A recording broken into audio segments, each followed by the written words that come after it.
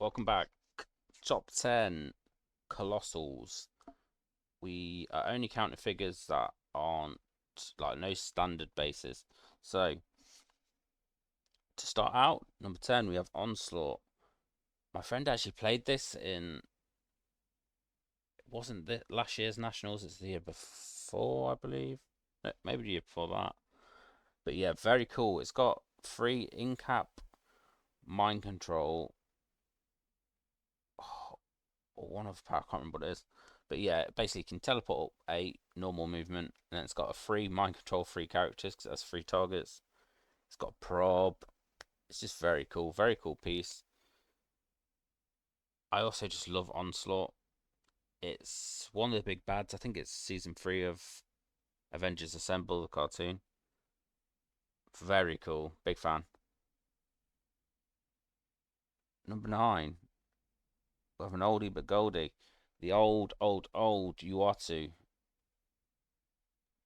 Big fan of this piece. Just a support Colossal. It's just watching, isn't it? It's the watcher. Solid piece. I think my brother still has this as well. I remember we went to Comic Con with a few friends and we found some of these super boosters in the bottom of a gaming store. And it was either him or my other friend pulled this booster, and this booster was Dormammu, Colossal, and Uatu. Easily the best of the super boosters. Absolutely incredible. Number 8, we have Shumagorath. You can't beat a big alien.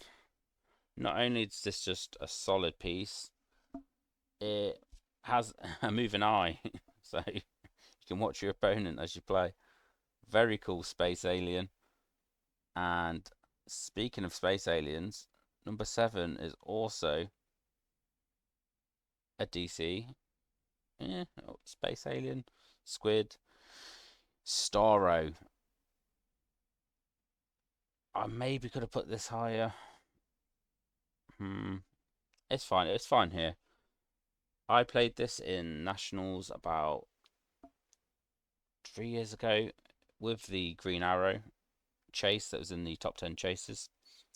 Basically, it drops power action to drop. I can't remember what they're called. This little minions, Star Rights or something, and they go. If they stand next to opposing character, you can KO it, and then not free, but you don't need range or line of fire for your mind control.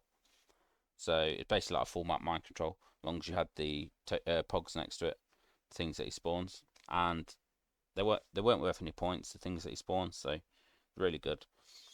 So yeah, absolutely. Mind control is probably my favorite power. You get to use their piece to hurt them. It's very cool. Also, when you roll a 1-1 when you're attacking and you have their piece, it's just brilliant. And that is number 6. We have Surtur from the old Thor set. This one has recently got a legacy actually.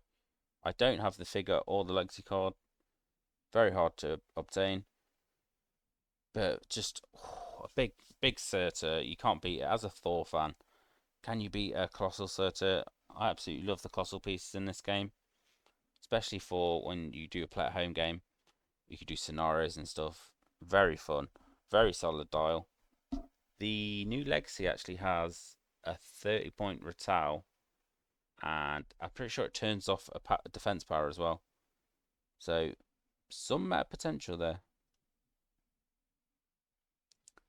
Next, we have Zombie Galactus. Obviously, we're going to have a zombie in here. I think this is the only zombie Colossal, to be fair. But it's Galactus as a zombie. What's not to love? I believe it has a vampire dial. You start at click 4. I could be wrong. I'm pretty sure that's how it works. But yeah, it has a similar ability to the zombie thing, where when it hits one of my opposing characters, place a food token on that card. Give zombie Galactus a free action if he has not yet healed through the trait. Remove all the food tokens and heal that many clicks. So basically, yeah, when he hits, he's getting food tokens, and then you can remove them to heal him. So it's got like a built-in heal. Very cool. You will be seeing this soon if not already, in another video. Number 4, though, we have the old meta giant, 20 point for this group.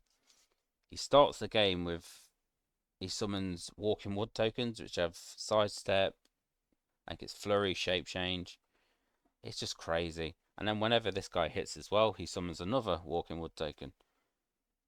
Just for 20 points, it was in all, not all, but a lot of the meta teams when it was, what says it, Avengers, is that Infinity? I think it is. Yeah, back when this set was out, it was in every team. I have one, I still have one. Very cool. And number 3. Oh, it's getting tough. We'll go Master Mold for number 3. This is a piece I picked up, and it's just one that I'm never going to get rid of. It summons leadership to summon Sentinel Pogs, and Sentinel Pogs are really strong as well. They have like 11 attack, 4 damage. And not only that, it has a factory dial, which I'm going to scroll down a little bit. I'll have to fix it in a sec. That is not enough. Is that enough? There. Factory dial. So whenever, start of each turn, it clicks 1. And whenever a sentinel and robot keyword damages once per turn, it also clicks 1. So, like here, look, this is the abilities they'll get. So if he click twice in one turn, or once a turn, they will get attack, blue. And they keep going, they'll get damage, which that'll be in power, just for, and then stuff like that. And as it gets further on, you get stuff like prob, you can get defense, super senses. But the best thing about this, up here, you can power action to have, that's meant to be 300 there, I think, typo. So say you get to, we'll say 11. You get to 11, you can power action to make Master Mold immobile, which gives him 225 points to summon a figure with robot and sentinel keywords. Has to have both of those keywords. But yeah, it's not just one figure actually. It says many figures up to those points, I think. So 225. So say, off the top of my head, there's Nimrod, the old one that was 175 points, the Colossal. You could summon that and then have 50 points left to summon something else. But yeah, and then you click it back to the start when you do that. But it's very cool. Summoning, I played it in my first tournament. You might have seen it if you've watched those videos. Slowly scroll back up, get it in place. There we go, good as new.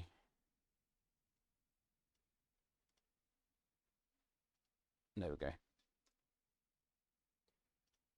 A very good piece. But next, this was a tough one. We had to go APOC. I was thinking about going something else, but this piece, I remember it back in the day. I had it, and I have it now, and it's just got a legacy card, which actually makes it quite meta.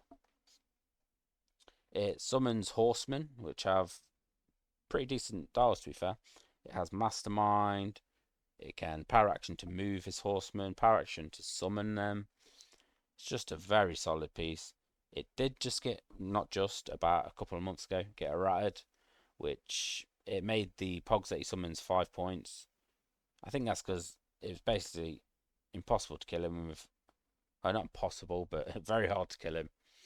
So they added 5 points to the Pogs, so he couldn't just keep summoning them and masterminding into them and stuff. Because I believe a character within range he can mastermind to as well. So very hard to get this guy down. It's 100 points from click 11 is the meta click with the legacy card. This is also going to be an upcoming game. Big fan of this piece. And what a sculpt, actually. He's holding Cyclops and Phoenix, or Jean Grey, in the Phoenix costume though. Very cool. But we have number 1. It was tough, but we had to go Dark Phoenix. This sculpt is so cool. I don't have it. I want it. I'm looking for it. I'm trying to trade for it, buy it. But I haven't managed to get one yet, but it is very common. I think for 30 points you can get this, and whenever it hits someone, it's sort of like Steel Energy, but it can heal past its start and click. So for 30 points, you're there, you retaliate, hit someone, and then because you don't have that ability anymore, you can then attack and heal again. It is very, very cool. It's like that Hulk, but this one has stop click, so after it's healed one, you have to hit it twice just to kill it. It's very good sculpt, very good piece. Had its meta in its day, and just I love the character as well. Very cool. Easy number one, I think. Yeah, it edged out APOC. It has to. And that is Colossals. I hope you enjoyed, and I will see you soon.